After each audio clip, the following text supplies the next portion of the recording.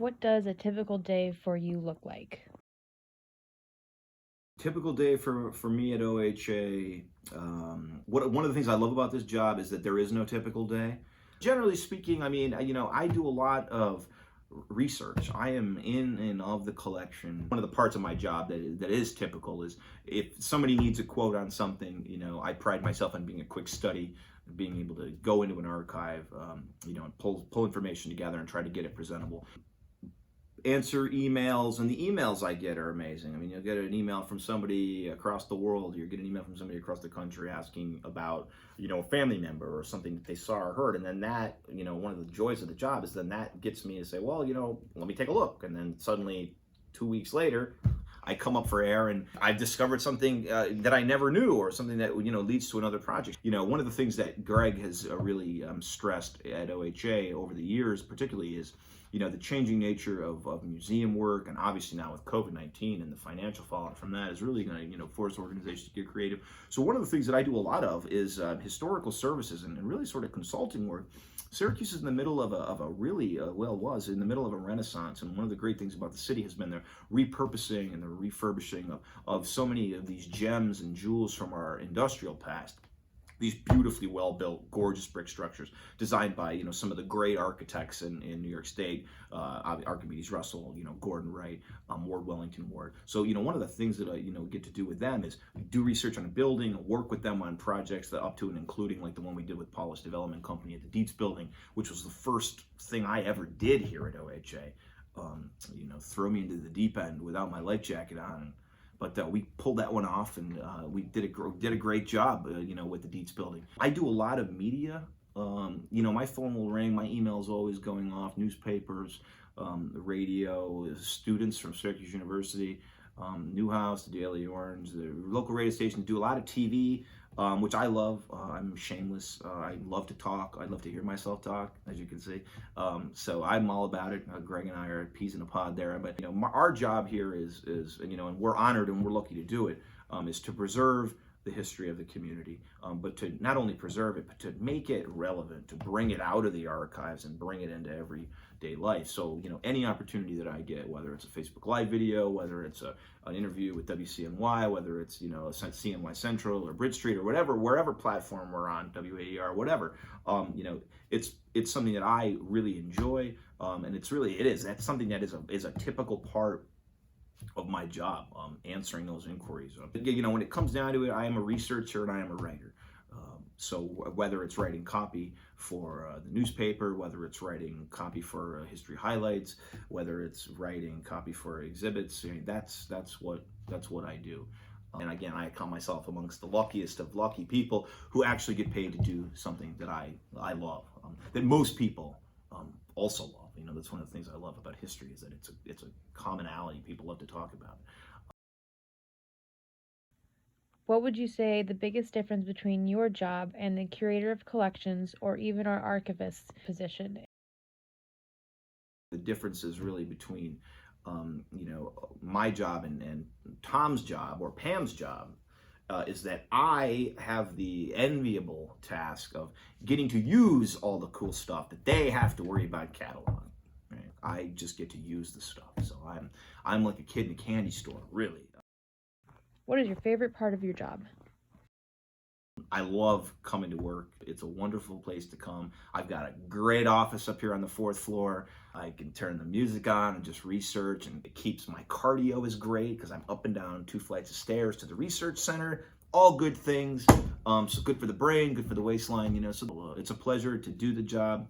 I love interacting with the community on social media. I love interacting with people out in real life. It's fun to be able to answer questions. It's fun to say, I don't know, let me look. You learn a lot that way. So it's typical and it's atypicalness, which is great because who wants monotony? One of the things about this job that is both great but also challenging for me personally and intellectually is you have to be a jack of all trades to a certain degree, because the history of this community and the history of this county is so varied and so sort of all over the place. It's difficult to become, that's the phrase, a jack of all trades, a master of none. My training as a professional historian at the Maxwell School at Syracuse University is in legal constitutional history, diplomatic history of the American founding and the American Revolutionary generation. Last week we asked Tom, our curator of collections, what he thought OHA's hashtag creepiest objects are. What would you say some of our creepiest objects are? There's some creepy objects in the OHA. One of the creepiest objects, it lives in here with me. Not by choice, but it's here, and it's too heavy to move. It's a tombstone. So that's pretty great. It sits over here on the back wall. I believe the family's name is Webb, but there's a collection in this office. Really, it's a fascinating collection, but part of that collection is an old family tombstone. So, before, if you lived in rural America, you might not have a burying ground. So you would bury your relatives like you bury your pets in the backyard. It's the Knapp family. The Knapp family, and the Knapp family, for whatever reason, that ended up in the collection, and it's massive. It's a giant slab of granite, so it's not moving. I'm strong. I'm not strong enough to move it. The other things that always freak me out are the Victorians were into some freaky stuff. Collecting human hair was one of these things. We just have like mounds of hair in some of these rooms here. Hair wreaths. They made decorative arts out of hair. The one that we have, which I don't really know if it's creepy, but it's amazing. It's one of my favorite things, which may also be creepy depending, is the Abraham Lincoln hair eagle that is made up of hair from, obviously, the martyred president, his wife. Lincoln's hair is particularly weird. It's nappy and matted, and his hair, it was coarse and strange, and he often commented on it. So you can really see it stand out. To be that close to a man like that, I mean, you're not going to get any closer to Abraham Lincoln. Speaking, he's dead, he's gone, but there he is. We have an amazing art collection at the Onondaga Historical Association, but some of those pictures are freaky, like little babies with big heads and sort of mustaches. There's a room that you have to go through to get to the art collection. So we're a building here is 1905, right? This building is so wacky, and the electrical has been run 8 different times over 8 different decades. So like some rooms are just dark, and I often wear flip-flops, which is dangerous, but there's like dark rooms, and then so you come out of the darkness, you're met with this face of this creepy baby. We got these freaky, they're like 3D artwork paintings. They look like goblins. Bizarre. Scare my kids so bad. But I think like those are the ones that really stick out. The tombstone, the hair, and the freaky paintings with the babies and the goblin stuff. Weird. Did the salt industry draw labor from Canada/Ontario to Syracuse? The salt industry drew labor from all over the United States and Canada. You look back through census records and you see people of German descent, you see people of Irish descent, immigrants both that came to the United States to work here in upstate New York that were drawn in by the canal, which then end up working in the salt industry. So yeah, they came from everywhere. This was a major region of economic development. The canal changed the state, it changed the village, it changed the world. And so it was an area where people came for opportunity from everywhere. So yeah, no doubt about it, there were people came in from Canada, from on the Ontario region, cross over the Great Lakes and came into what, in the 1820s and 1830s is a sleepy village, basically in a swamp. Downtown Syracuse, people didn't really live here until the canal went through, and we're celebrating the bicentennial there right now. But yeah, it was an opportunity for people to make a new beginning. The salt industry and the canal are so tied together. You had, again, fresh immigrants, people that came from all over the state, people that came from other states. You had freed blacks working on the canal, and then some working in salt boiling. One of the first non-native peoples living and surviving near Onondaga Lake was either, it depends on what you read, was either a runaway slave or a freedman who had set up a boiling kettle essentially and was living on the lake like a pioneer. So, this was a place where people could come and, the American story, come and make a new future for themselves. One of the stories that I know well is of the Van Vleck family that comes in 1791.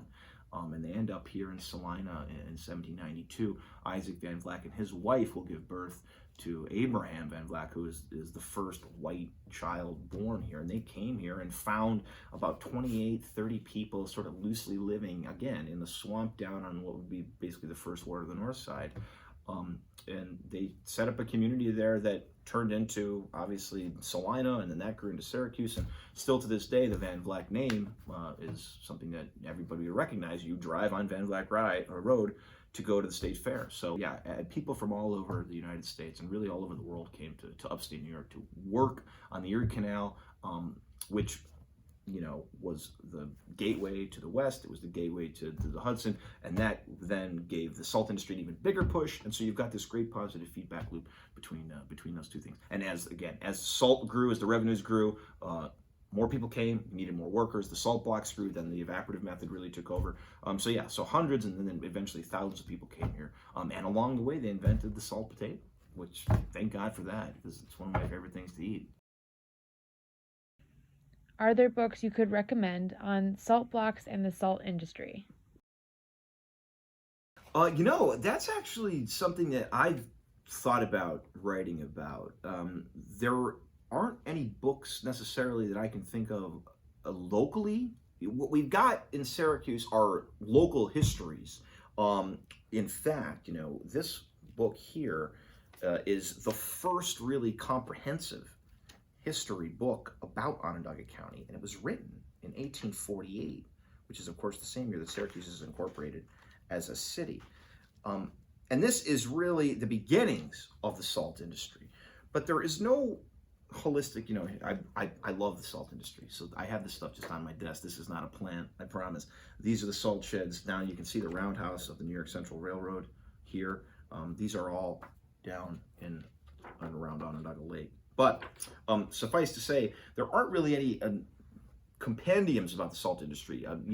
Franklin Chase wrote really sort of the standard 3-volume history of the community. He wrote that in the 1920s. Chase was president of the OHA at the time. But beyond that, that's really when the salt industry dies. But, for something that was so important, no, I actually think it's completely underrepresented. I've personally answered questions and emails from professors in England, in Canada, and around the country, inquiring about the salt industry in Onondaga. It was a really significant industry. It was a nationally significant industry. Again, 90% of the salt that was used in the United States came from the area around Onondaga Lake. That is incredible when you think about that market share, right? It's the first source of inland salt anywhere in the United States for a century before we get real population densities built up in Ohio, which eventually, those western sources will displace the salt industry here in Onondaga, so that by the 1920s, it's essentially a dead letter. But fortunes were made. Not small, like massive fortunes, right? That built buildings, that built industries, that built mansions, that built fortunes that are still, in some regards, paying my salary, right? Mr. Kirkpatrick, thank you. So you'd think that there would be some sort of local history book about it, but there is one book that I would recommend about the history of salt, which, salt is one of the foundational aspects of human civilization. It is with legal codes, fermented beverages, right? These are symbols of civilization. And salt, it was used as currency, it was used as preservative. It's been integral to human civilization. Well, much like the cultivation and production of salt was integral to the rise and growth of Syracuse. So this is a great book that I would recommend if you're interested in salt historically. This thing goes all the way back to the Greeks and the ancient Egyptians, to the importance of salt. It certainly mentions Onondaga County and the salt that came from Onondaga, again, as it was the preeminent source for salt here in the United States. This book, if you do like it, you can buy it from us, cnyhistory.org. We sell it in the gift shop. It's a very good book. It's very readable. It makes you thirsty. This question comes from Karen Bello of Facebook.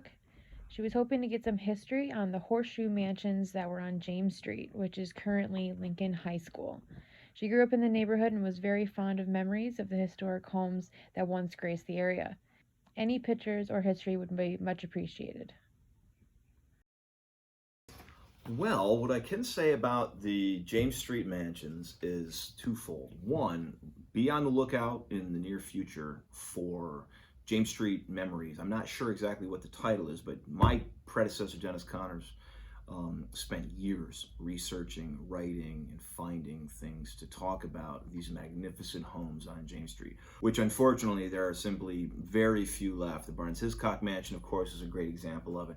But some of these ones, I mean, Uarda is the one that sticks with me, the Smith home. You just wouldn't think you were in Syracuse or just some other place. These amazing gardens and these giant homes. Really, I mean, a testament to the wealth that was created in the city. So that book is going to be phenomenal. The photographs are going to be great.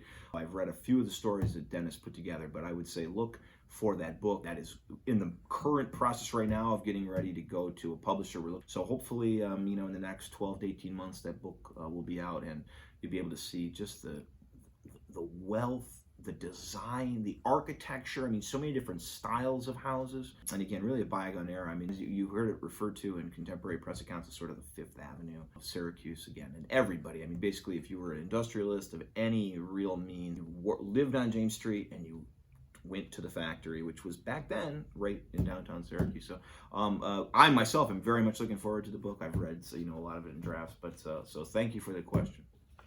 Curator Bob, thanks so much for watching. Please feel free to email me, robert.searing@cnyhistory.org. Hit us up on Facebook. We're always available to answer any and all questions you may have. Thank you so much, folks.